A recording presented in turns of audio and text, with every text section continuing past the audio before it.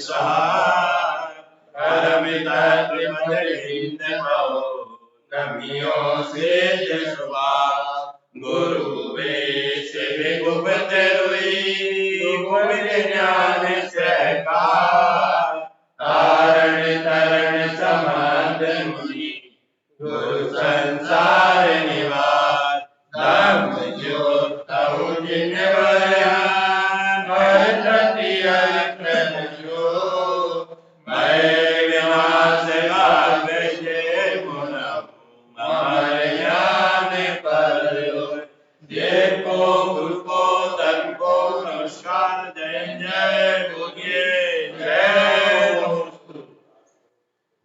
श्री 24 मंगलाचरण। ओम ओवन्ने ओवन्ने विन्ने विन्ने भवेयं विज्ञानं विनीयं स्वयं उत्पन्नं नन्तानन्ते स्वयं च सूर्यं शुद्धं च शुद्धात्मनं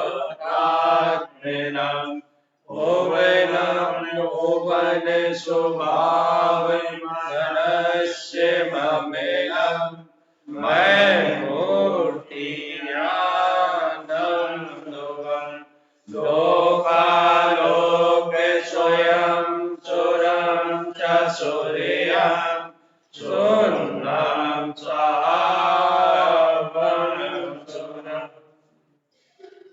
आचार्य शतवर्षन्ते तारंतरं लाचार्य जी महाराज की जय हो जय हो जय हो।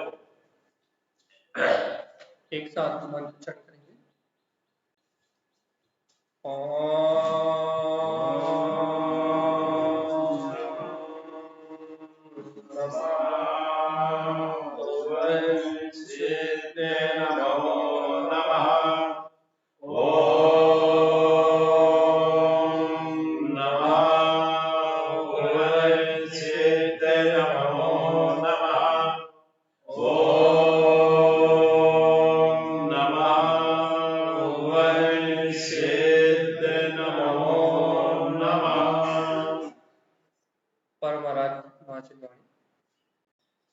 सदगुरुवार श्रीमद तारण स्वामी और सर्वज्ञ जनेश्वर भगवान की अमृत में ज्ञान रसधार यह है श्री 24 गंधराज जी।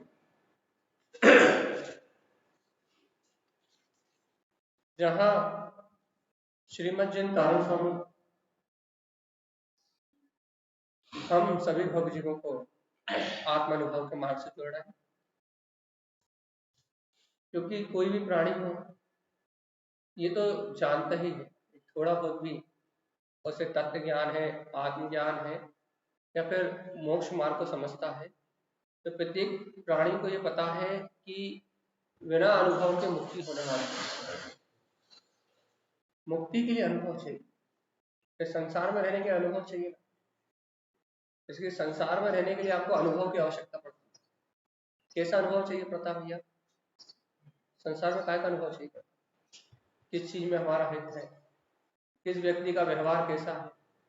कहते हैं ना, जितनी जितनी उम्र बढ़ती जाती है, जितने जितने संयोगों के बीच में हम रहते हैं, उतना उतना अनुभव हमारा संसार का बढ़ता है। तो अनादि काल से जिस संसार में क्यों रह रहा है? क्योंकि इसे संसार का ही अनुभव हो रहा है, संसार का ही अनुभव बढ़ रहा है।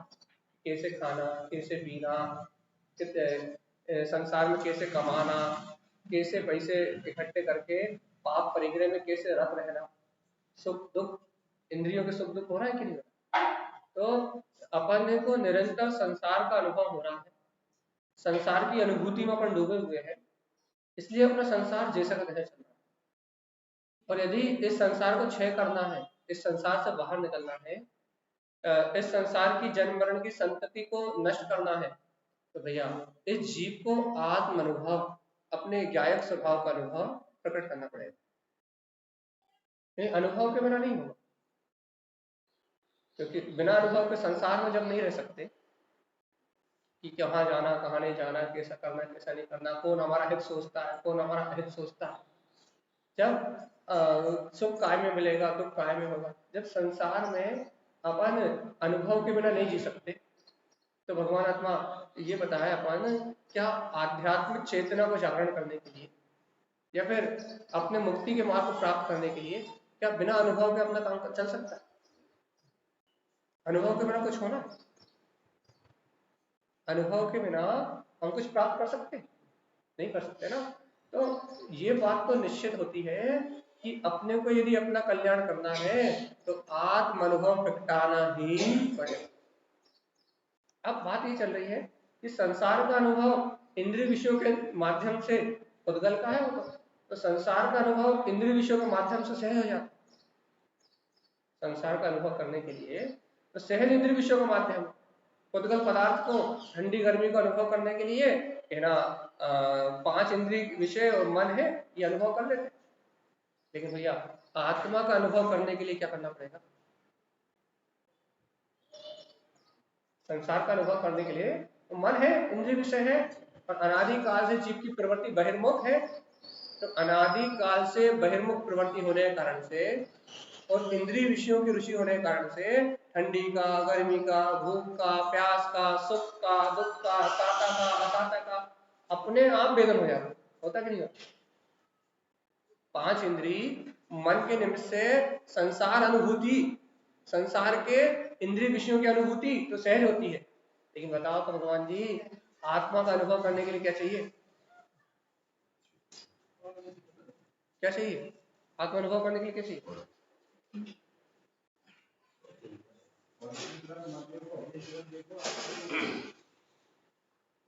देखो भैया, जैसे देखो बहुत अच्छी बात कर रहे हैं हम आपको और आत्म अनुभव की बात कर रहे हैं, बड़े अच्छे से बड़ा अच्छे बहुमान से इस बात को सुन, क्योंकि अपन इस चक्रव्यूह में फंसे। क्या प्रश्न उठता है भैया अपने को? फिर से ये विषय ले रहे हैं कि 5 इंद्रिय और मन के निमित्त से हम संसार अनुभूति तो कभी भी कर सकते हैं। ठंडी जब पंखा चल रहा है तो ठंडक की अनुभूति हो रही है और पंखा नहीं चल रहा तो गर्मी की अनुभूति हो रही है। तो ये ना 5 इंद्रिय और मन के विषय से हम संसार अनुभव तो कभी भी कर सकते हैं। क्यों? क्योंकि पुद्गल जड़ विषय। लेकिन अब हमें अपने निज अंतरात्मा का ज्ञायक तत्व का अनुभव करना है।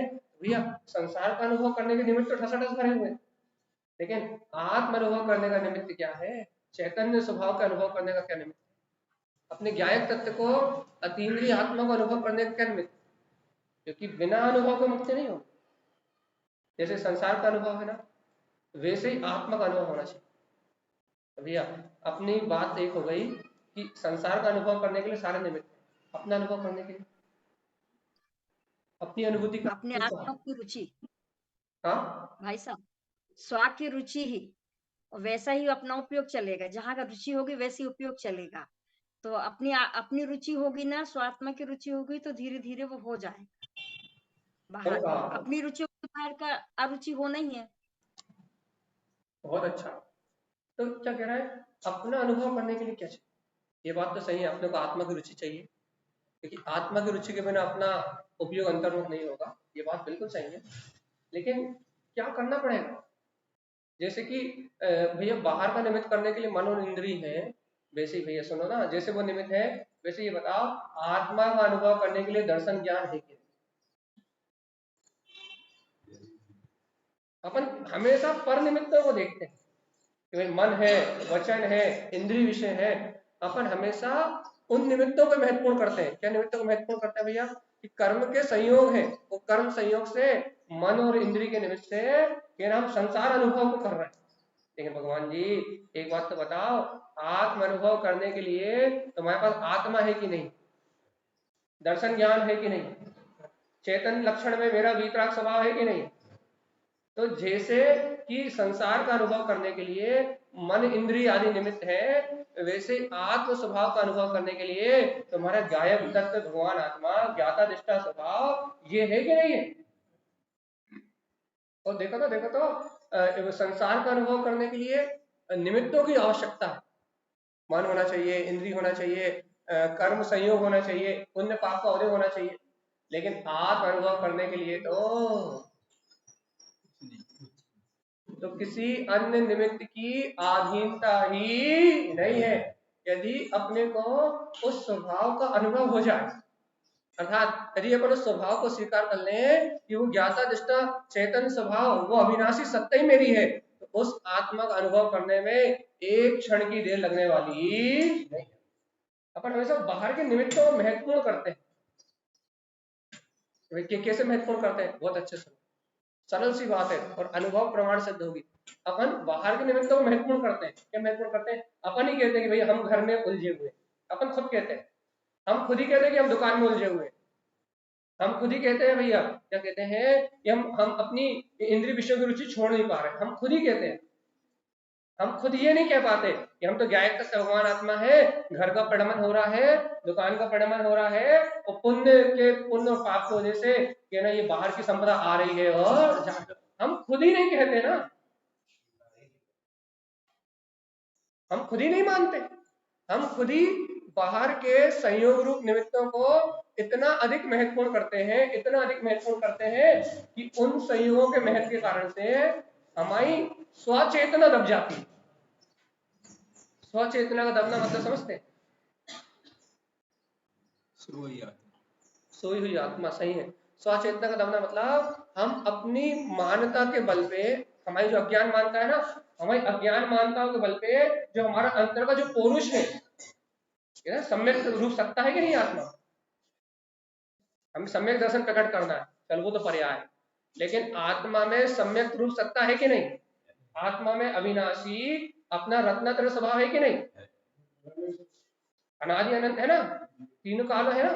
तो बताओ, आत्मा में उसका रत्नत्रय स्वभाव होने के बाद भी, आत्मा में उसकी ज्ञान में सत्ता होने के बाद भी हम पर निमित्तों को महत्वपूर्ण करते हैं। क्या महत्वपूर्ण करते हैं? भाई हम दुकान में फंसे हुए हैं, हम घर सहयोगों में फंसे हुए हैं, हमें सामाजिक कार्यों से फुर्सत नहीं है, हम इन निमित्तों को अपनी दृष्टि में महत्वपूर्ण करते हैं, इन निमित्तों का महत्व रखते हैं। और जब हम इन निमित्तों का महत्व रखते हैं तो वो शाश्वत स्वरूप सामने होते हुए भी वो दिखाई नहीं देता, क्योंकि भगवान आत्मा। सही बात है ना? जिस वस्तु का महत्व करोगे वो वस्तु दृष्टिगोचर हो। भैया ऐसा कैसे? आप मंदिर में बैठे हो और आपको अपने पुत्र से मोह हो, तो आपको बेदी नहीं दिखाई देगी। आग बंद करोगे ना तो लड़की की सूरत दिखाई देगी। क्यों? क्योंकि जीव जिस वस्तु को महत्वपूर्ण करता है, जिस घटना को महत्वपूर्ण करता है, जिस निमित्त को महत्व देता है, उसके चित्त में वही वस्तु झूलती है, कहीं भी रहे, कहीं भी रहे। आपके चित्त में, आपके उपयोग में जिस वस्तु की महत्वता रहेगी, जिस वस्तु का बहुमान दोगे, जिसको आप अपनापन दोगे, मैंपना दोगे, वो वस्तु आपके चित्त में झूलेगी। तो भैया मेरी जीव की सबसे बड़ी गलती क्या है कि मैंने अनंत काल से, अनादि अनंत काल से मैंने अपनी ध्रुव चेतना को महत्व नहीं दिया। अनादि और अनंत काल से मैंने अपनी ध्रुव सत्ता को महत्व नहीं दिया। तो फिर किसको महत्व दिया है? अनंत काल से मैंने मात्र संयोग को महत्व दिया, संयोगी भाव को महत्व दिया, संयोगी परिणमन को महत्व दिया। और फिर हम कह रहे हैं कि हमें परम तत्व निर्विकल्प आत्मा की अनुभूति नहीं हो रही। महावीर जैसा भाव हमें प्रकट क्यों नहीं हो रहा? भगवान महावीर जैसी भावना हमारी क्यों नहीं हो रही? तारण स्वामी जैसी भावना हमारी क्यों नहीं हो रही? अनंत सिद्धों ने जिस शुद्ध स्वभाव की भावना से मुक्ति को प्राप्त किया है, वो सम्यक हमारे अंदर में अंकुरण क्यों नहीं हो रहा है? तो बस हम क्या करते हैं, हम स्वयं अपनी अज्ञान मानता के नीचे दब जाते हैं। हमें कोई दबाता नहीं, हमें कोई दबाता नहीं है। हमें हमारे ऊपर दबाव बनाने वाला हमारा स्वयं का अज्ञान मन। अच्छा बताओ, इंद्रिय विषयों की ओर आकर्षित करके हमारी ज्ञान चेतना को दबाने वाला कौन? हमारा मन ही है ना, और कोई दबाता है क्या? सिद्धांत कितना अटल है कि एक द्रव दूसरे द्रव का कुछ करने वाला नहीं है। तो हमारा मन, हमारी अज्ञान मानता, हमारी खोटी बुद्धि हमारी ज्ञान चेतना को दबाती है। और हम देखो अनादिकाल से वस्तु स्वभाव को स्वीकार किए बिना इन अज्ञान मानताओं के नीचे दबते जा रहे हैं, दबते जा रहे हैं, दबते जा रहे हैं। जब तो हमारे गुणों पे आवरण बढ़ता जा रहा है। तो गुणों पे आवरण बढ़ रहा है तो एक इंद्रिय पर्याय में एक सेकंड में 24 बार जन्म मरण करने की स्थिति बन रही है। क्यों? क्योंकि हम दब रहे हैं ना, काय से? अपने मन से, और कोई नहीं है। इस ब्रह्मांड की कोई शक्ति तुम्हें पराधीन कर सकती नहीं। क्यों? क्योंकि तुम चेतन लक्षण में ध्रुव सत्ता हो, सिद्धों समान तुम्हारा व्यवहार, केवल ज्ञान दर्शन, अनंत ज्ञान, अनंत दर्शन, अनंत सुख, अनंत वीर इसी समय इस आत्मा में विद्यमान है। आत्मा रत्नत्रय का पुंज है, अनंत गुणों का साम्राज्य का स्वामी ये आत्मा रत्नत्रय का पिंड है, अनंत रत्नों का स्वामी है। लेकिन भैया ऐसे अभूतपूर्व अनंत रत्न होने के बाद भी, ऐसा रत्नात्रय चतुष्ट स्वभाव होने के बाद भी हमें कौन मार रहा है? हमें कौन मार रहा है? अपनी अज्ञानता, हमें अपनी मन, हमारी अज्ञानता में मार रही है। और क्या कह रही है भैया? हमारी अज्ञानता ये स्वीकार करने को तैयार है कि मैं पुरुष हूं और मैं बाहर की क्रियाएं कर रहा हूं, घर की व्यवस्थाएं चला रहा हूं, लेकिन हमारा अंतर हृदय ये मानने तैयार नहीं है कि मैं परम पौरुषवान वो वीतराग सकता हूं।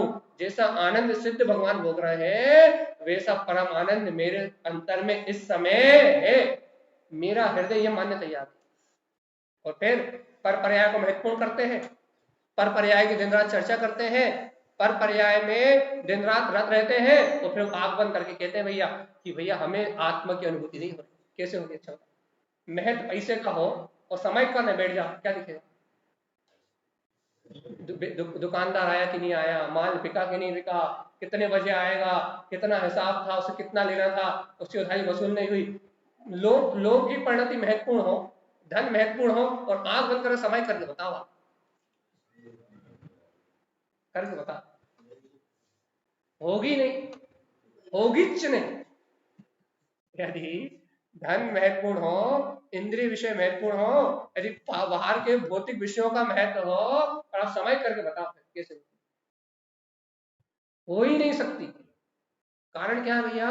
क्योंकि जिस वस्तु का महत्व करोगे वो आपके चित्त में बस जाएगी, वो आपके चिंतन में बस जाएगी, वो आपके विचारों में बस जाएगी, वो आपके भाव में बस जाएगी। और जिस वस्तु में जो वस्तु आपके भाव में बस जाएगी भैया, वही आपकी भावनाओं रूप परिणमित होगी, वही विकल्प चलेगा। अब ये बताओ भैया, यदि उस धन की आसक्ति से, धन के लोभ से हटके यदि आपको ये बहुमान आ जाए कि अनंत चेतन धन जिसका कभी नाश नहीं होता, वो अपना धन अनंत ज्ञान मेरे पास है, अनंत सुख मेरे पास है, मेरे पास जो चैतन्य लक्ष्मी है उसका कभी अंत होने वाला नहीं है। अब समय करने बैठो, आप बैठो समय करने। यदि पुद्गल का विकल्प ही आएगा तो ये निर्णय हो जाएगा कि पुण्य की वजह से आना होगा तो आएगा, और हरी आनी होगी तो आएगी, और नहीं आनी होगी चूल्हे में जाए। अपन तो चेतन लक्षण में गायक तत्व परमात्मा है, उपयोग कहीं भगेगा ही नहीं, भगे नहीं सकता। क्यों नहीं भग सकता? वो इसलिए नहीं भग सकता कि परम केवल ज्ञान की चेतन लक्ष्मी ध्रुव सत्ता स्वीकार हो गई है। अब वो उपयोग कहीं परिपूर्ण करने वाला नहीं, क्योंकि उसे उसका त्रिकाली स्वभाव दिख गया, मिल गया, स्वीकार हो गया, इसलिए वो कहीं भगने वाला नहीं। अपन कहते हैं भैया देखो, हम कहते हैं हमें संसार का बहुत अनुभव है कि नहीं? संसार का बहुत अनुभव है ना, 50 साल 60 साल 70 साल इस संसार के अनुभव में हो गए भैया। तो यही तो अनुभव प्राप्त किया ना तुमने, क्या कि तुमने कितनी बुद्धि लगा ली और तुम्हारे करने से कुछ नहीं हुआ। इसके अलावा क्या अनुभव होगा? तुम अपने पूरे जीवन का अनुभव बताओ, पूरे जीवन का अनुभव बताओ कि हमने सब कुछ बदलना चाहा, हमने तो डॉक्टर बनना चाहा, हमने तो कलेक्टर बनना चाहा, हमने तो सब कुछ बनना चाहा, लेकिन यदि संसार का कोई अनुभव है, सच्चा कोई अनुभव है, संसार का यदि कोई सच्चा अनुभव है तो यही है ना कि हमने तो अमर होना चाहा, हमने अपने मोह के निमित्तों को अमर करना चाहा, हमने अपने भौतिक सुखों को अमर करना चाहा, लेकिन पूरे जीवन का अनुभव यही है ना कि हमने चाहा वो कभी नहीं हुआ। यही अनुभव है, और क्या अनुभव है संसार? आप यदि सच्ची बात बताओ, सच्चा अनुभव की बात करो संसार में रहने का, तो संसार में रहने का सच्चा अनुभव क्या है? हमने सब करने की चेष्टा कर ली, सब बदलने की चेष्टा कर ली, लेकिन भगवान जी कर करके थक थक के हार गए, लेकिन हुआ वही जो वस्तु की व्यवस्था में था। हम तनिक भी जरा सा भी उसमें तारतम्य बदल नहीं करते, इस अनुभव को महत्वपूर्ण नहीं करते। अपन कौन से अनुभव को महत्वपूर्ण करते हैं? वर्तमान में ठंड लग रही है तो क्या करो भैया, गर्मी के लिए उपाय क्या करो, एसी बंद कर दो, पंखा बंद कर दो या स्वेटर पहन लो। अपन इस अनुभव को महत्वपूर्ण करते हैं जो कर्मों के नियोग से निमित्त से हो रहा, शुभ भाव रूप, अशुभ भाव रूप, राग के वेदन रूप, द्वेष के वेदन रूप, इस अनुभव को महत्वपूर्ण करते हैं। और ये अनुभव नहीं है क्या, देखो कर करके मर गए, अपना ना बच्चे अपने अनुसार चलते, ना पत्नी अनुसार अपने अनुसार चलती, ना शरीर अपने अनुसार चलता, और न समाज अपने अनुसार चलती, और न देश अपने अनुसार चलता। जिसके जैसे कर्म बने वो वैसा चल। ये अनुभव है। या फिर मैंने बच्चों को बड़ा कर दिया, अरे वो मेरी बिल्कुल नहीं सुनते, उसके बाद भी मैं तो मोह में मर रहा हूं ना, मैंने ही तो उन्हें पाला, उन्हें पोसा, उन्हें बड़ा किया, मैंने घर बनवा लिया, चाहे मोह करके बनवाया हो, चाहे चोरी करके बनवाया हो, चाहे मायाचारी करके बनवाया हो, चाहे अनंत जीवों की हिंसा करके बनवाया हो, वो घर मैंने बना लिया, अब मैं 200 साल तक इसमें रहूंगा ना, 500 साल तक रहूंगा, रहूंगा कि नहीं? हाँ, नहीं रहूंगा। जिंदगी रह पाएगा कि नहीं कोई भरोसा। तो देखो तो वो अनुभव, वो जो लौकिक अनुभव है, वो जो सांसारिक अनुभव है, वो अनुभव को महत्वपूर्ण कर रहे हैं जो अज्ञान में हो रहा है कि मेरा घर, मेरी माता, मेरा पिता, मेरा पुत्र, उस सांसारिक अनुभव को अनुभव कह रहा है। और ये जो अनुभव हो रहा है, देख लो, मैंने सारे सबकी जुगत लगा के देख ली, सबके परिणमन को बदलने की कोशिश कर ली, लेकिन भगवान आत्मा में अपने शरीर को स्वस्थ नहीं रख पाया, अपने अनुसार ही अपने शरीर की व्यवस्था नहीं कर पाया। मैं तो सोच रहा था कि बुढ़ापे तक जवान रहूंगा, लेकिन भगवान जी ये तो जवानी भी बुढ़ापा आ गया। मैं तो सोच रहा था कि बुढ़ापे तक जवान रहूंगा, लेकिन लेकिन कायाकल्प तो ऐसी हुई, कायाकल्प तो ऐसी हुई कि जवानी में ही बुढ़ापा आ गया। खाने के लिए दांत नहीं बचे, और देखने के लिए आंखों में शक्ति नहीं बची, भोगने के लिए शरीर में ताकत नहीं बची, जवानी में बुढ़ापा आ गया। भगवान जी तो तुम्हारे काजू किशमिश बादाम किस काम में आए, ये तो बता, किस काम में आए? कुछ काम में आए कि नहीं आए? भगवान जी जो अपने काजू किशमिश बादाम कोई काम ही नहीं आए, तो ये स्वीकार कर लो ना भगवान जी, कर्म की मार से बड़ी मार और कोई सी है ही नहीं। कर्म का परिणमन तो अपनी योग्यता से हो ही रहा है। सबसे बड़ा अनुभव दिया है जीवन ने मुझे, क्या? या मेरे करने से कुछ होता ही नहीं। तो यदि ये अनुभव आपको प्राप्त हो गया संसार में रहने का, यदि ये अनुभव मैंने अपनी आत्मा में प्राप्त कर लिया, यदि ये अनुभव मेरे जीव को हो गया कि यहाँ कुछ भी मेरे अनुसार नहीं चलता, तो अब तो निराकुल ज्ञान स्वभाव के आनंद में रहो ना कि मैं इस परिणमन को देखने वाला, जानने वाला एकाकी तत्व भगवान आत्मा सर्व सुख में हूँ, मुझे कोई आकुलता। ये अनुभव से बड़ा अनुभव होता हूँ। तो जिस समय ये संसार का अनुभव अपनी अंतरात्मा में उतर जाएगा, ये संसार नश्वर है और अपने चलाने से नहीं चलता, उस दिन भगवान आत्मा अपन सर्व सुखी हो जाएंगे। सर्व सुखी होना है कि नहीं? अनुभव तो है भाई, घर का अनुभव भी है, पुत्र परिवार का अनुभव भी है, सहयोगी भाव का अनुभव भी है, और ये अनुभव भी है कि सब करने के बाद भी कुछ होने वाला। कौन से अनुभव को महत्वपूर्ण करते हैं? बात तो महत्व देने की है, बात तो महत्व देने की है। शरीर भी यही है, और शरीर के अंदर विराजमान वो चेतन तत्व भगवान आत्मा भी यही है, दोनों एक स्थान पे बैठे हैं। आप महत्व किसको दो? शरीर को, शरीर के परिणमन को, शरीर के संयोग में चलने वाले भाव को, शरीर की चलने वाली क्रिया को आप शरीर को महत्व दोगे, या शरीर के संयोग में, शरीर के साथ जो अपनी ज्ञायक तत्व चेतन ध्रुव सत्ता है उसको महत्व दोगे? महत्व किसको दोगे? वजूद किसका है, अस्तित्व किसका है, सत्ता किसकी है, महिमा किसकी है, आप उस स्वीकार किसको करते हो? तो मोक्ष मार्ग आएगा। एक ही स्थान पे दोनों वस्तु है, ज्ञान भी अज्ञान, एक ही स्थान पे दो वस्तु है, चेतन भी अचेतन भी, एक ही स्थान पे दो अनुभव है, सुख दुख का अनुभव भी है, और ये अनुभव भी है कि सारे जगत को देखने के बाद भी मैंने सब करके देख लिया, होना होता है वही, जो होना होता है वही होता है, मेरे करने से कुछ नहीं। एक ही स्थान पे दोनों वस्तु है, किसको महत्व दो? ध्यान रखो भैया, जिसको महत्व दोगे वो आपके उपयोग का स्वामी, वो आपकी परिणति का स्वामी। सम्यक्त को महत्व दोगे, सच्चे अनुभव को महत्व दोगे, तो वो आपका स्वामी, आपके उपयोग का स्वामी सम्यक रूपी रत्न हो जाएगा, आपका त्रिकाली स्वभाव हो जाएगा। और ये बाहर के परिणमन को महत्व दोगे, जिसे महत्व दोगे वो आपका उपयोग में झूलेगा। भैया देख लो, ये चेतन में आत्मा, ये जीव जिसे महत्वपूर्ण करता है बस वो ही अनुभूति में आता है, और जिसे महत्वपूर्ण नहीं करता वो अनुभूति में नहीं आता। तो अपन किसे महत्वपूर्ण कर रहे हैं? अपन महत्वाकांक्षी है, काहे के? पर के, या फिर अपनी स्वसत्ता? महत्वाकांक्षा है, पर से महत्व का पाने की। भैया पंडित जी आए हैं तो 10 लोग पूछने वाले तो हम, महत्वाकांक्षा है, काहे? समाज से। अरे भगवान जी, तुम्हें समाज से महत्वाकांक्षा है, या फिर अरे ये दुनिया तो कचरे का ढेर है, यहाँ तो यश कीर्ति या फिर साता साता कर्म की वजह से सारा परिणमन चलता है।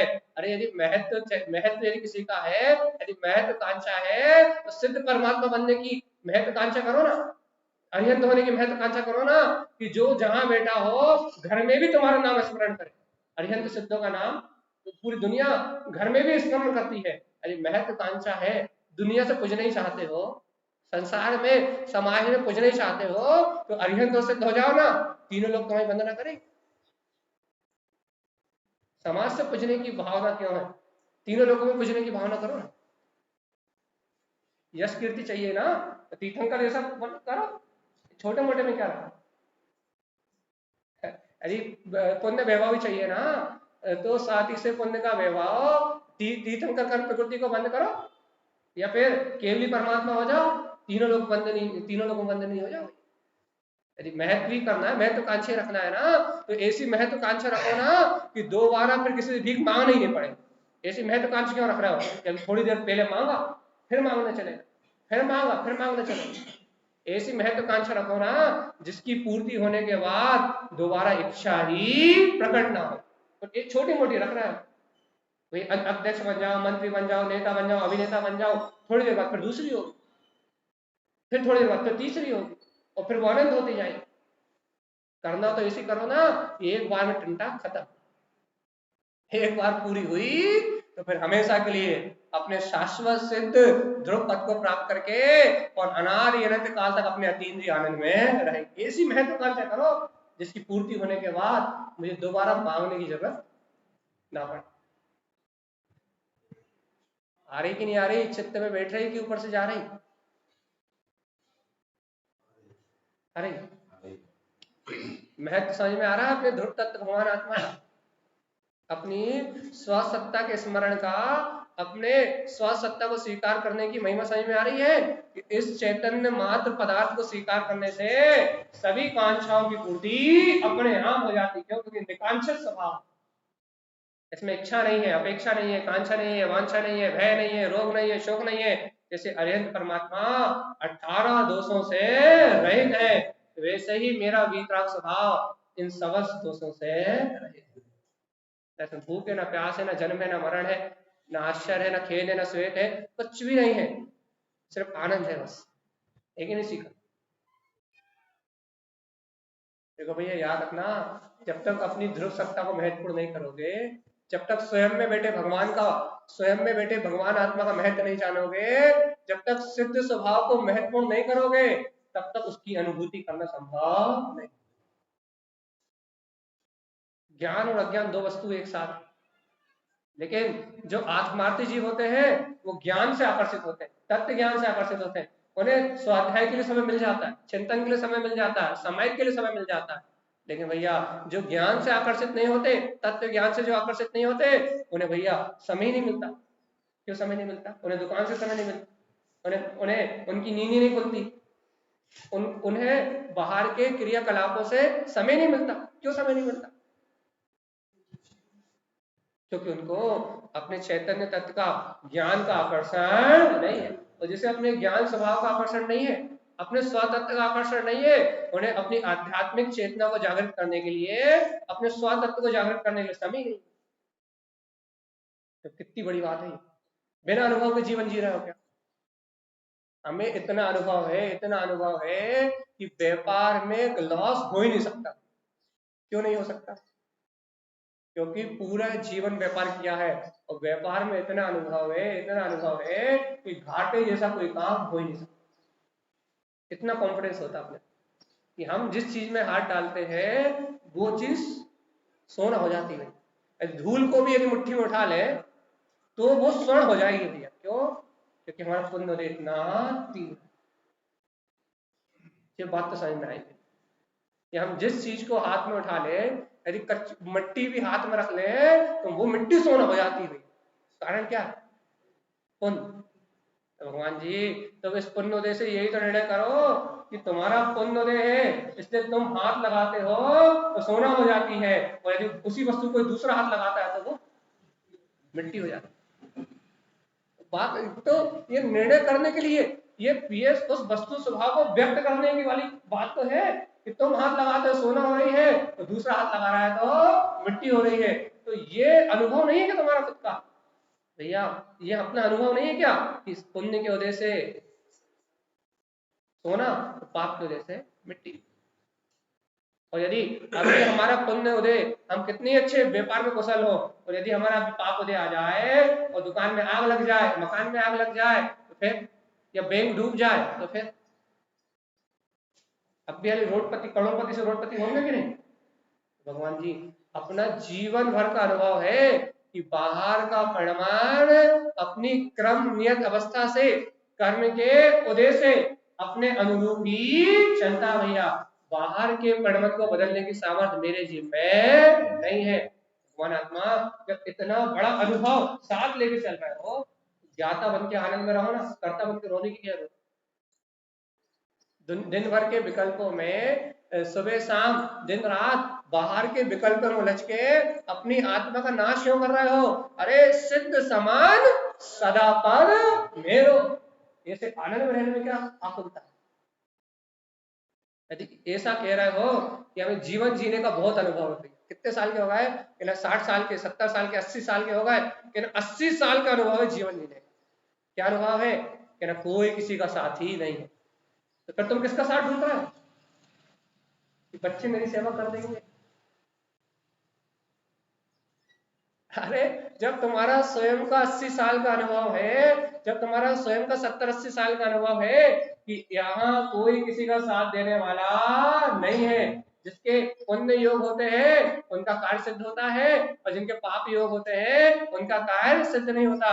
जब 80-80, 70-70 साल का, 60 साल का तुम्हारा स्वयं का अनुभव है कि यहाँ कोई किसी को सुखी दुखी नहीं करता, सब अपने अपने कर्मों की मार्च के मारे हैं, हर जीव अपने कर्मों की मार खा रहा है। जब हमारा स्वयं का 70-80 साल का ऐसा अनुभव है, भगवान जी अब गायक रहने में क्या समस्या है? अब तो आनंद में रहो। अब तो बहुत गई थोड़ी रही, थोड़ी भी अब जात, बहुत गई अब तो बहुत उम्र चली गई पाप से कसाय में, थोड़ी रही अब तो थोड़ी सी बची है, और थोड़ी भी अब जाने वाली है भैया। थोड़ी सी उम्र भी अब जाने वाली है, तो बहुत गई थोड़ी रही, थोड़ी भी अब जात है, अब वो थोड़ी सी भी जा रही है भैया। ये थोड़ी सी उम्र निकल जाए इसके पहले इस दया देवालय में बसे निज देव का अनुभव प्राप्त कर लो। और दर्शन ज्ञान का निमित्त मेरे पास है, मेरा गायक स्वभाव, इस दर्शन ज्ञान के निमित्त को प्राप्त करके सम्यक स्वभाव को, अपनी स्वसत्ता को स्वीकार कर लो। तो क्या होगा? ये जीव अविनाशी तत्व का, अविनाशी वीतराग तत्व का अनुभव प्राप्त करके सिद्धि और मुक्ति के सुख को प्राप्त कर लेगा भैया।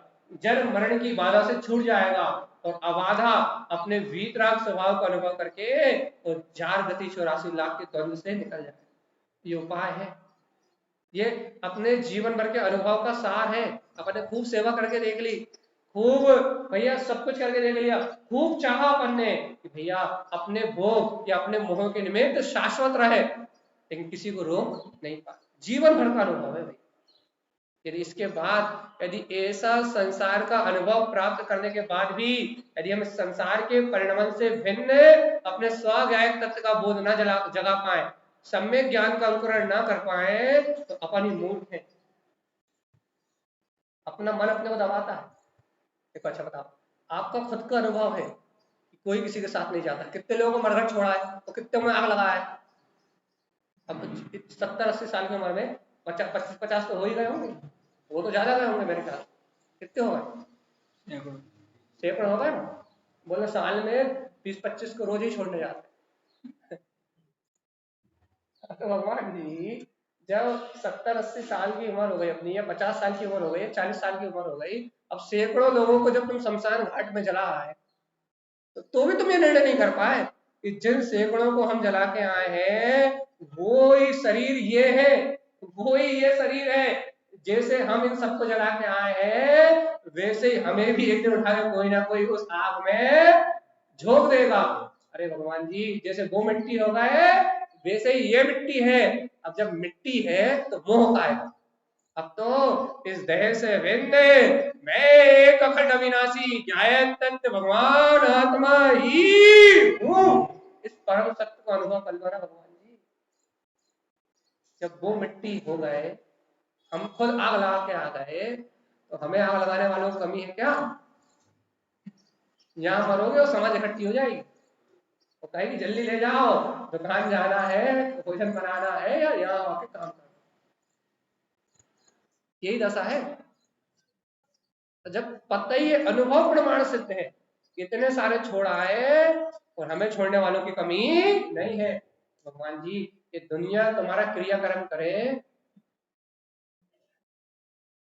ये संसारी जीव, ये समाज मिलके तुम्हारा क्रियाकर्म करे, इसके पहले भैया अपनी क्रिया कर लो, इस देह से भिन्न अपने गायक तत्व के अनुभव को प्रकट कर लो। नहीं तो ये समाज क्रियाकर्म तो करने तैयार बैठी है, यहाँ मरो और वहां काम करो। अच्छा बता, क्रियाकर्म किसे कहते हैं?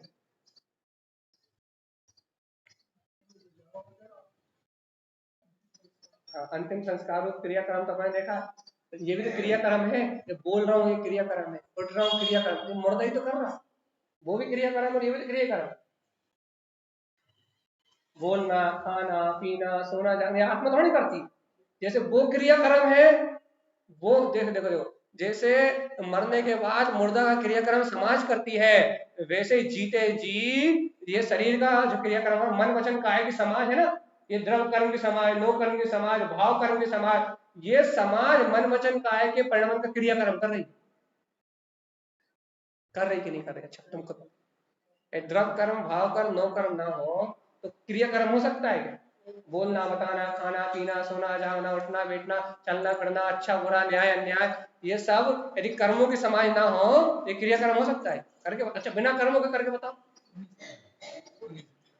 सिद्ध भगवान का क्रियाकर्म करके बताओ, होगा क्या?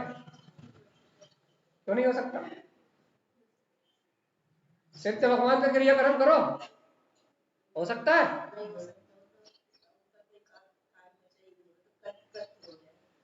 वो तो इस जड़ अचेतन शरीर से रहित, जिन्होंने शरीर का त्याग कर दिया, अपने अरूपत्व को प्रकट कर लिया, भगवान आत्मा, वो कृतकृत परम सिद्ध परमात्मा, वो तो अपने परम सिद्ध स्वभाव के आनंद में ही निमग्न है। उनका कोई कर्म क्रियाक्रम नहीं कर सकते। क्यों? क्योंकि ना भातिया है ना भातिया, उनका क्रियाक्रम नहीं हो सकता। भैया अपना क्रियाक्रम 24 घंटे हो रहा है, मरने के बाद जो होएगा वो तो अलग है।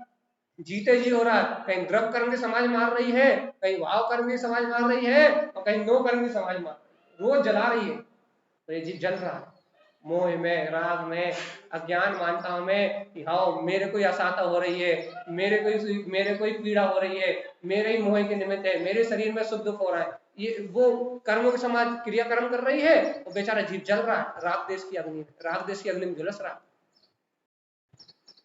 बताओ भैया, इन कर्मों की समाज से क्रियाकर्म करा रहे हो, मुक्त होना है कि नहीं होना? भैया हम मुर्दे को क्रियाकर्म करते हैं तो लोग अज्ञान मानता है। क्यों करते हैं? कि मुर्दे का क्रियाकर्म इसलिए करते हैं कि वो आत्ममुक्त हो जाए। अरे लेकिन आत्मा तो एक समय में चली गई दूसरी गति में, वो बची कहाँ? तो उस आत्मा का उस मुर्दा के क्रियाकर्म से कोई लेना देना नहीं।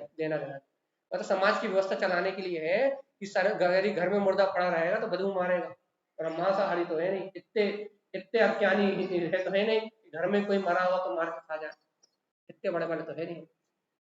छठम काल में ऐसे ही होगा, लेकिन पंचम काल में इतनी बेमनुष्यता भी नहीं आए।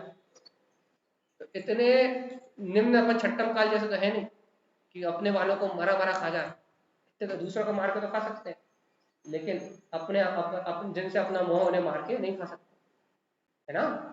पंचम काल है ना, छठम तो नहीं है। तो अभी इतनी बेमनुष्यता, इतना पाप नहीं बढ़ा। इसलिए क्या करते हैं कि घर में सड़े नहीं, बदबू नहीं आए तो चुपचाप जाके जलाया, टेंशन खत्म, ठीक है ना। भगवान जी जैसे उस मुर्दा का क्रियाकर्म समाज कर देती है, वैसे तुम्हारा क्रियाकर्म समाज कर रही है। ये कर्मों की समाज दिन रात तुम्हारे क्रियाकर्म में लगी हुई है। इस शरीर के साथ जितना भी परिणमन हो रहा है, द्रव्य कर्म, भाव कर्म, नौ कर्म का, ये कर्मों की समाज के द्वारा हो रहा है। और हम मोह में अंधे, अज्ञान में अंधे, हमारा ही क्रियाकर्म हो रहा है और हम ही हंस रहे हैं, हम ही नाच रहे हैं, हम ही गा रहे हैं। हम ही मोह में अंधे होके इन पर पर्याय को अपना मान रहा है, इस पर परिणमन में अपनी बुद्धि लगा रहा है, इस पर पर्याय परिणमन में अपना उपयोग लगा रहा है। ये बाहर कर्मों की समाज हमारा क्रियाकर्म करने में लगी हुई है, और हम अज्ञान बुद्धि से, ममत्व बुद्धि से इन क्रियाकर्म की, जो हमारा क्रियाकर्म हो रहा है ना, अनंत आश्रम, अनंत बंध, जिससे हमारी आत्मा अनंत दुखों को भोगेगी, अब इस क्रियाकर्म में हम आनंदित नाच रहे हैं। कहीं बारात लगा रहा है, कहीं जन्मदिन मना रहा है, कहीं कुछ मना रहा है, कहीं शुभ क्रियाओं का उत्सव मना रहा है। अपने क्रियाकर्म कर रही समाज, ये कर्म अपने क्रियाकर्म कर रहा है और अपन ही आनंदित हो रहा है। ये बोध नहीं आ रहा, ये बोध नहीं आ रहा कि भगवान जी हमारा होगा क्या, हमारा होगा क्या, हमारे क्रियाकर्म में हम ही नाच। अरे कम से कम इतना तो बोध जगाओ रे जीवात्मा, कम से कम अंतरात्मा में, अंतर स्वभाव को कम से कम इतनी तो जागृति लेके आओ कि ये कर्मों की समाज तुम्हारा क्रियाकर्म कर रही है। कम से कम इतने तो विरक्त हो कि ये समाज मेरी नहीं है, जो मुझे जला रही है मेरी नहीं। जो कर्म मुझे जला रहा है, जो कर्म मुझे दुखी कर रहा है, जो कर्म मुझे जन्म मरण करा रहा है, जिन कर्मों के कारण मैं अनंत काल से संसार में परिभ्रमण कर रहा हूँ, जिन कर्मों ने मुझे जीवन भर अनंत काल से रुलाया है, ये कर्म मेरे नहीं हो सकते।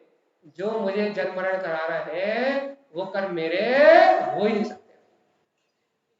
अरे यदि संसार में भी कोई अपने को दुख देता है ना, यदि वो सगा रिश्तेदार भी हो, यदि वो अपने संसार में दुख देता है ना, अपने को उसके प्रति क्या भाव आया है? ये भाव आया था ना कि ये मेरा तो बिल्कुल हित नहीं चाहता, ये मेरा बिल्कुल हित नहीं चाहता, इससे मेरा कोई संबंध नहीं। ऐसे ये कर्म तुम्हारा कितना हित चाहता है, ये बताओ, जल्दी बताओ, फटाफट बताओ, बहुत जल्दी बताओ।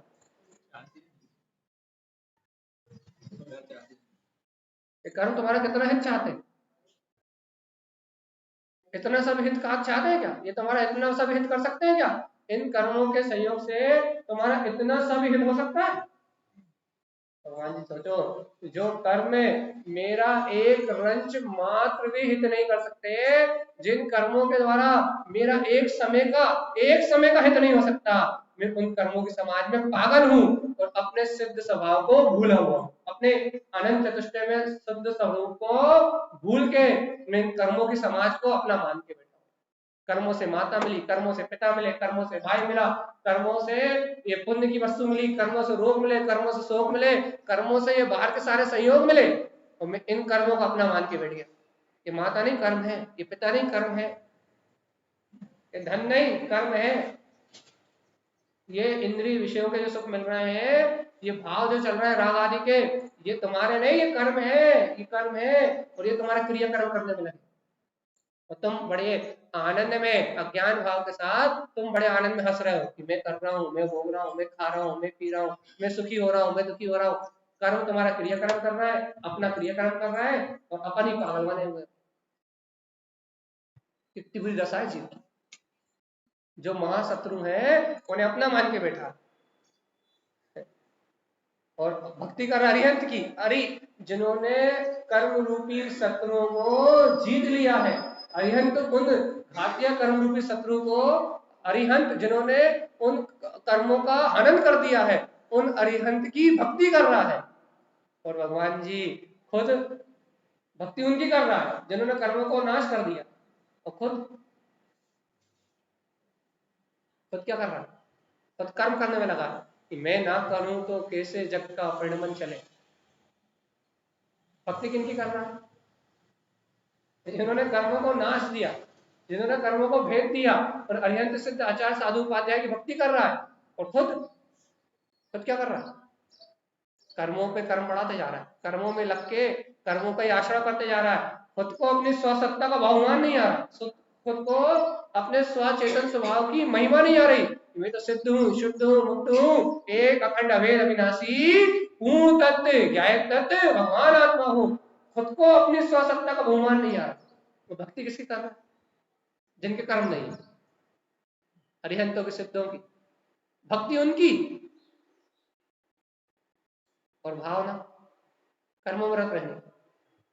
सही सही तो बताओ, कम से कम वस्तु स्वभाव सुन के, अपने जीवन भर के अनुभव को देख के, अपने जीवन भर के अनुभव को जान के, मतलब अभी तो सही निर्णय करो, सच्चा निर्णय करो, या अभी भी वही, अभी वैसे वैसे 4 के 84 करने में लगे रहोगे। 4 के 84 का मतलब क्या है? हाँ? 4 गति 84 लाख योनियां, 4 के 84।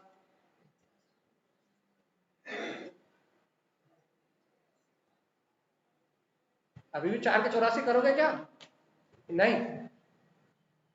या फिर इन 4 गति 84 लाख योनियों से पार भैया पंचम गति, जैसे पंचम गति नहीं है, लेकिन पंचम केवल ज्ञान स्वभाव भैया अपने ध्रुव आत्मा को सिद्ध करोगे, या फिर 4 के 84 करोगे? चलिए बताओ।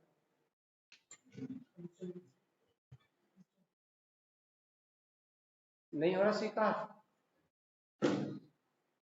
अपना निज आत्मा, निज गायक तत्व स्वीकार नहीं हो रहा। मन को लग रही ठेस, मोह को ठेस लग रही है। मोह कह रहा है वे कहाँ की चर्चा लेके बैठ गए, ये कैसी बेरागी की चर्चा है, ना ये कैसी चर्चा लेके बैठ गए। भैया अच्छी अच्छी अच्छी कहानी सुनाओ, थोड़े एक आध तो किस्से सुनाओ, जरा थोड़ा मनोरंजन करो, मन को आनंद आना चाहिए, अज्ञान रस आना चाहिए, मन को जरा बुद्धि का रस आना चाहिए। कहाँ बैराग की बात लेके बैठ गए, कहाँ संसार में छूटने की बात लेके बैठ गए। अरे अब भैया क्या करें, मजबूरी है, अच्छू नहीं तो मन का ही आनंद आ जाए। एक आध कहानी सुना दो आपको बढ़िया, कैसी कहानी सुना दो भैया? महावीर भगवान को सम्यक दर्शन कैसे हुआ था, एक कहानी सुना दो। क्या होगा कि ना हमारे मन को रंजायमान पना आ जाएगा कि हाँ हमारे भगवान को सम्यक दर्शन हो गया, हमारा मन उस भाव में खुश हो जाएगा, या हमारे भगवान कितने अच्छे, उसमें हमारा मन बड़ा प्रसन्न हो जाएगा। और फिर क्या होगा भैया, वाह हम उनके महावीर भगवान के गुणों की भक्ति कर लेंगे, महावीर भगवान की जय बोल देंगे, हमारा मन खुश हो जाएगा और हमारा काम खत्म। क्या तुम्हारा सम्यक दर्शन छोड़ तो होने हुई है तो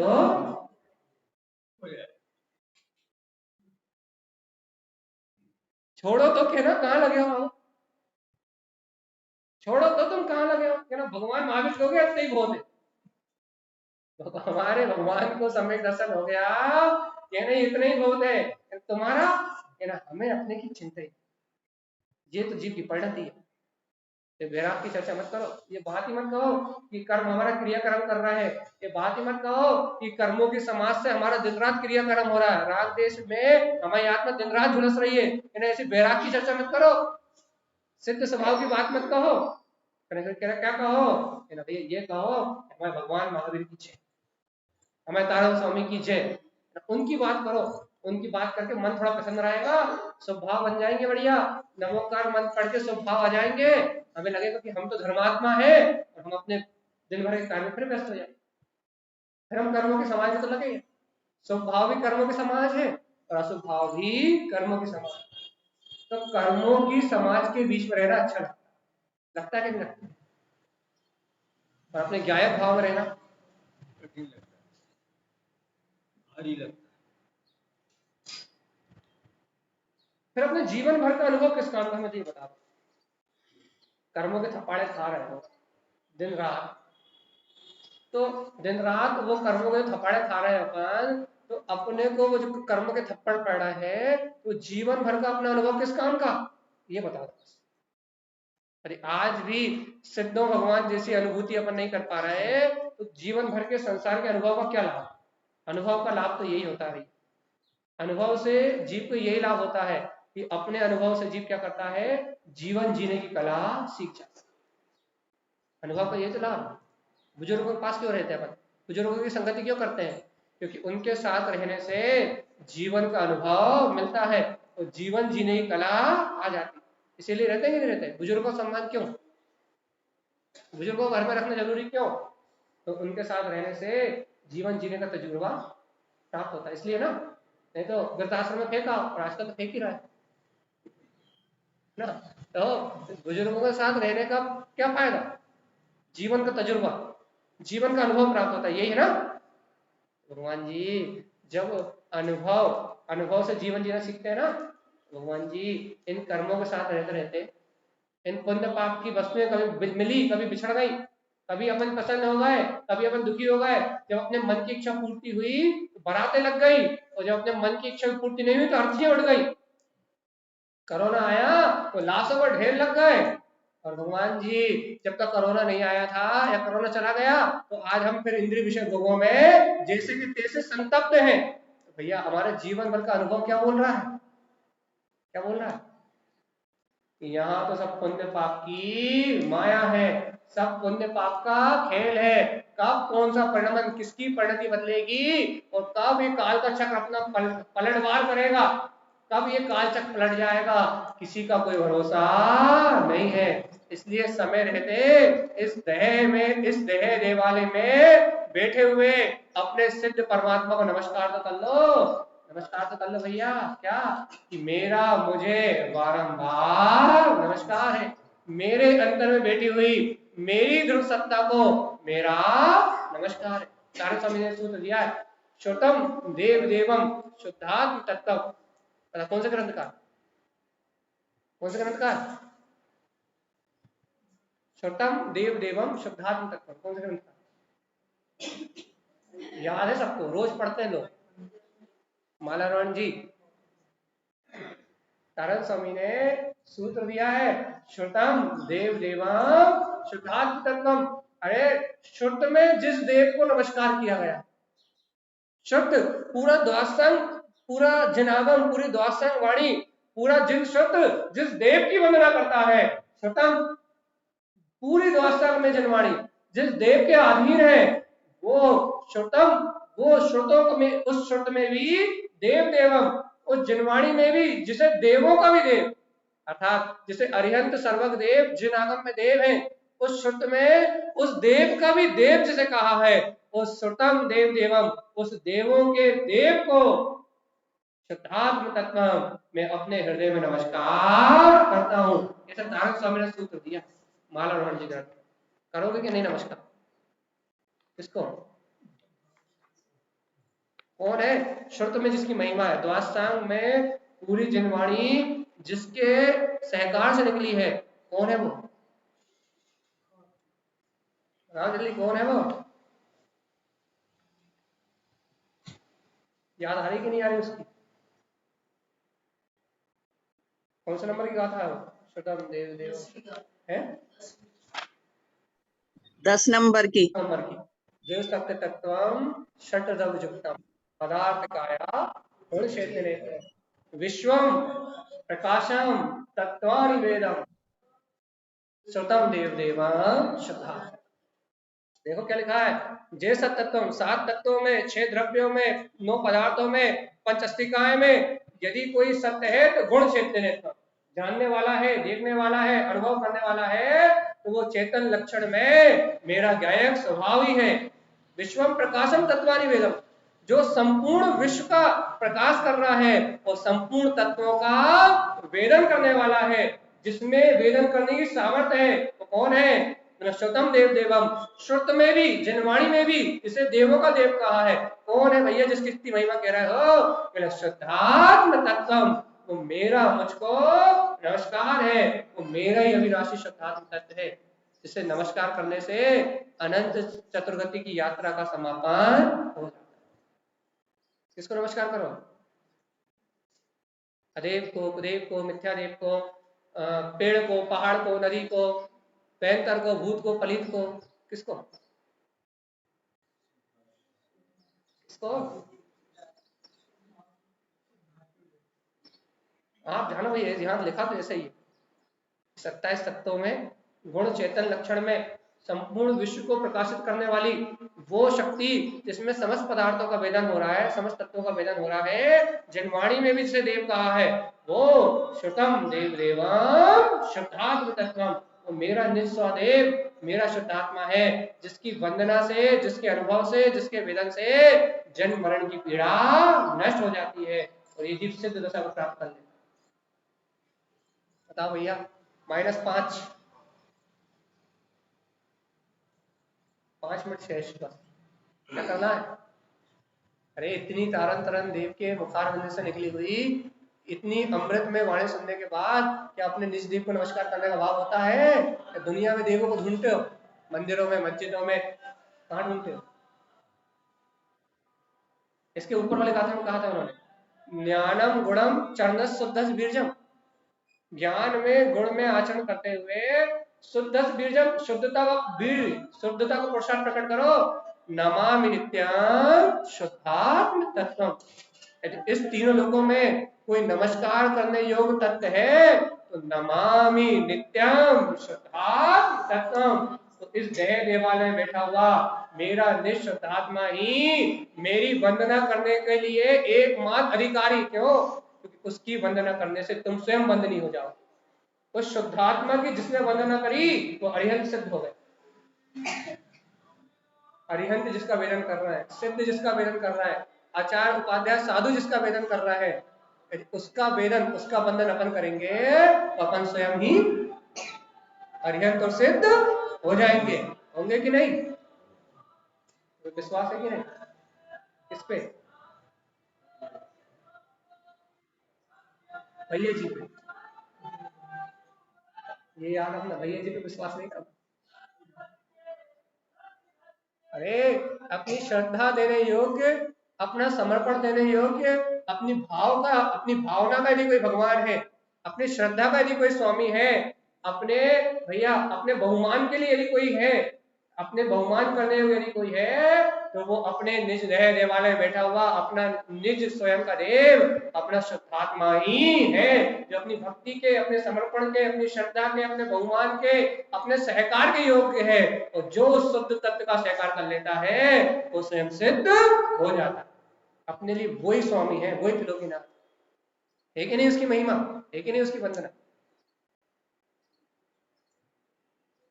अरे अब थोड़ा बहुत तो बहुमान आता होगा कि नहीं आता? ये वाणी सुन के, नमामि नित्यम, गुरुदेव की आज्ञा है जीव, नमामि नित्यम, नित्य नमस्कार करता है सम्यक दृष्टि, नित्य जिसको अंतर आत्मा का जागरण हो जाता है, जिसको स्वसत्ता स्वीकार हो जाती है, वो और कहीं नमस्कार करने जाता ही नहीं है। नमामि नित्यम, वो नित्य नमस्कार करता है। शुद्धात्म तत्वम, उसके हृदय में अपने शुद्ध स्वभाव की प्रतीति नित्य रहती है।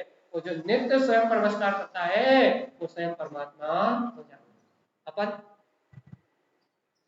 अपने को बोध है कि नहीं उस नित्य सत्ता का, वो नित्य शुद्धात्म स्वभाव जो हमेशा सदाकाल मेरे अंतर में है, मुझे उस नित्य सत्ता का बोध है कि नहीं?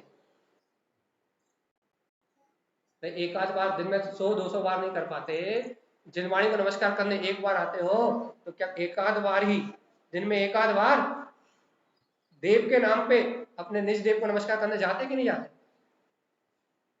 2 मिनट बचे हैं भैया, जल्दी बताओ, जाते हैं?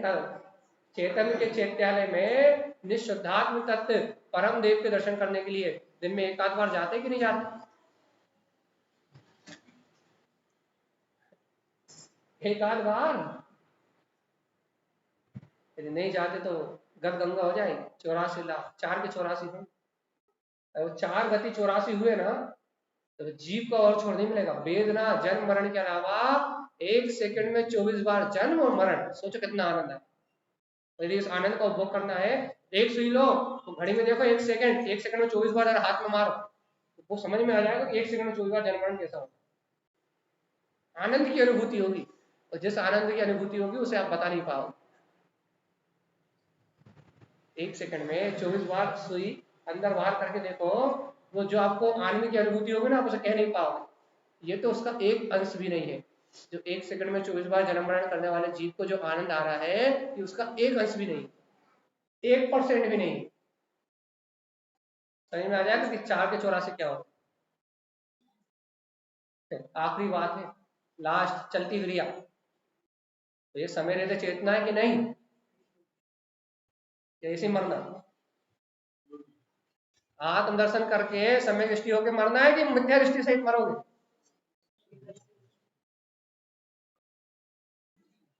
पक्का कर लो। यदि आत्म अनुभव करके ही जाना है, त्रिकाली न्यायिक स्वभाव की अनुभूति प्रकट करके ही जाना है, निज अंतर आत्म तत्व का हित करके ही जाना है, तो भगवान जी नमामि नित्यम शुद्धात्म तत्व, नमामि नित्यम। भगवान माने में इतनी देर जब कोई भाषण भी देते ना तो लोग तलवार निकाल के लड़ने चले जाते। इतनी ओजस्वी गुरु महाराज की वाणी और इतने वीर के साथ यदि खिल रही हो और आपके अंदर से आवाज ना निकल रही हो तो क्या माने, या आप नपुंसक हैं? यदि ऐसा लेक्चर हम वहां देते हैं बाहर माइक पे स्टेज पे 2,000 लोगों के बीच में तो तलवार निकल जाती, और यहाँ कुछ खोलता हो, लहू ही नहीं खोल रहा है यहाँ तो चेतना का ज्ञान में वो सम्यक्त का वीर जैसे कुछ बात ही नहीं आ रही, आवाज ही नहीं निकल रही। ऐसा लग रहा है कि अभी मन से दबे हैं, मोह में चिपटे हैं, अज्ञान मानताओं से मर रहे हैं, अभी भी आत्मा नहीं करेगी। नहीं, मैं तो त्रिकाली हूँ, बाहर की परिस्थिति मेरा कोई बिगाड़ नहीं सकती, अभी भी आत्मा कुछ नहीं बोल।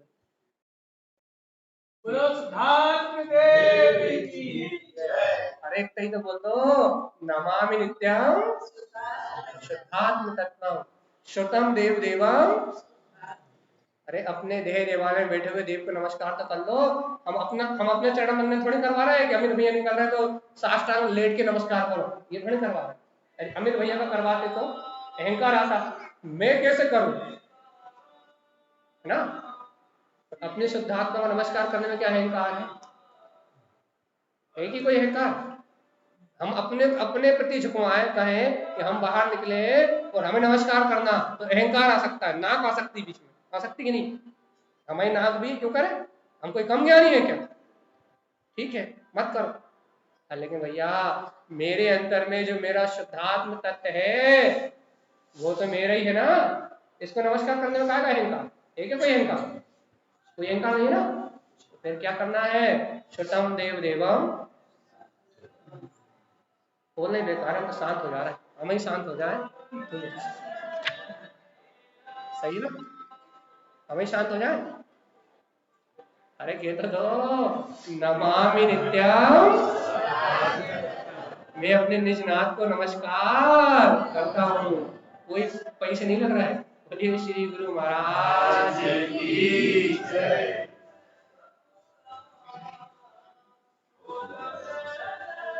जय हो कर्म